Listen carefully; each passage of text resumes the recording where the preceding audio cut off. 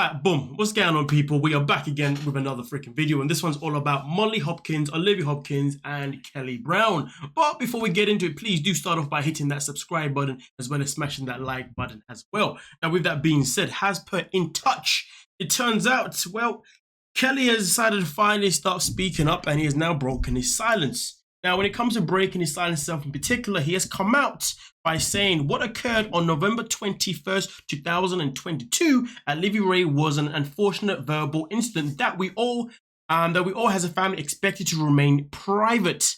Kelly, 43, exclusively tells In Touch, "It is disappointing that Olivia chooses to make the incident public 3 months later, although the timing is interesting. I wish Molly and her daughter all the best, and I'm grateful that I'm moving on with my life." So first and foremost, Kelly's coming up by saying the whole story and obviously what happened at the store was obviously meant to be kept under wraps. Nobody was meant to know about it. I mean, he doesn't necessarily confirm whether or not he did actually put hands on Olivia, as she claims. But ladies and gentlemen, let's continue because there is some more to the story. Now, when it comes to the situation in particular, there is a part here where a police officer was actually questioned, and this is what the police officer had to say. "When I arrived on scene, I met with Olivia Hopkins. Olivia stated that on November 21st of 2022, she was in the store with her mother, Molly Hopkins, and Kimberly Tanner. Olivia was walking behind the counter when Molly's boyfriend, Kelly Brown, walked into the store. Officer D.M. Club, I believe it says, explained in the police report, which was obtained by In Touch and filed on February 2nd. It's just interesting how this was filed on February 2nd, 2023, when this happened all the way in November. But let's continue. Kelly was angry with Olivia because of problems with Olivia's boyfriend. Olivia and Kelly both argued with each other.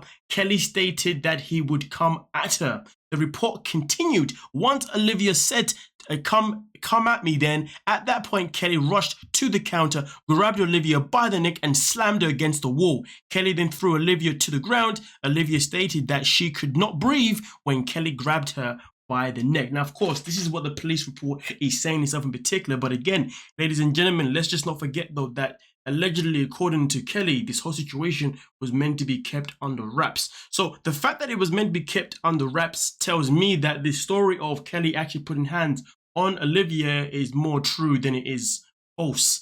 Because why would you keep an incident under wraps if it wasn't that deep? You know what I mean? But either way, though, it is quite sickening, quite horrible that it was kept quiet for 3 months, you know, because really and truly, if anyone should have stepped up and spoke up about the situation at the time, most certainly it would have had to have been Molly, Olivia's mother. So the fact that she didn't say anything at the time and is now taking her daughter to say it, to tell the truth or to tell the alleged truth 3 months on is very, very suspect. I can't really make full, you know, it's a hard situation for me to really grasp what my opinion is because the whole situation is just handled in such a funky way. But what do we expect? And that's the sad part. What do we expect?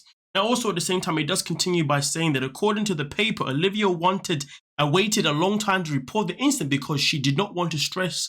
She did not want to stress her mouth during that time, and because Kelly is a former NYPD detective. I mean, okay, cool. Yes, he is a former police officer, but it's not like he was in New York. You know what I mean? This happened in a whole different state, and with that being said, it doesn't necessarily mean that he has any leeway in a new state, does it? But, I mean, listen, Olivia is saying what she's saying, and I guess we've got to take it for what it is. But it does continue here by saying Kelly previously denied the altercation with Olivia. "I never punched her or threatened her with any weapon. I really want to be left alone," he said in an exclusive statement to In Touch. "I don't want to bother them or even go in their town. I don't want anything to do with them. It's over. I haven't been near them since November." So clearly, obviously, the situation obviously happened around that time, as is confirmed, and he's obviously not been there ever since. But again, ladies and gentlemen, for me personally, I've said it before and I'll say it again, you know. Actually, no, I said something different. Never mind.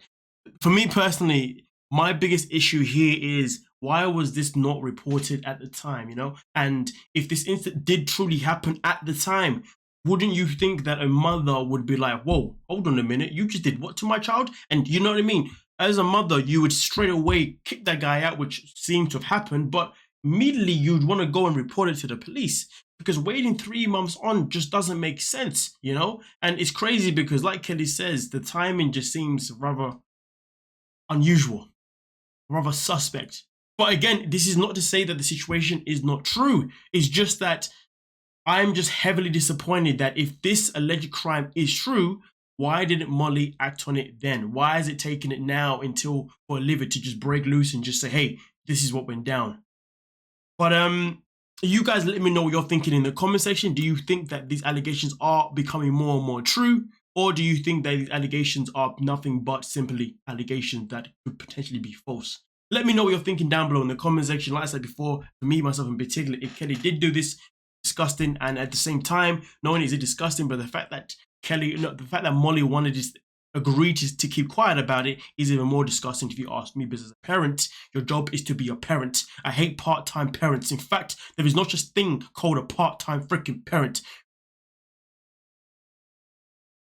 But we'll leave it there. Thank you so much for your time. Please don't forget to like, subscribe, and of course, peace.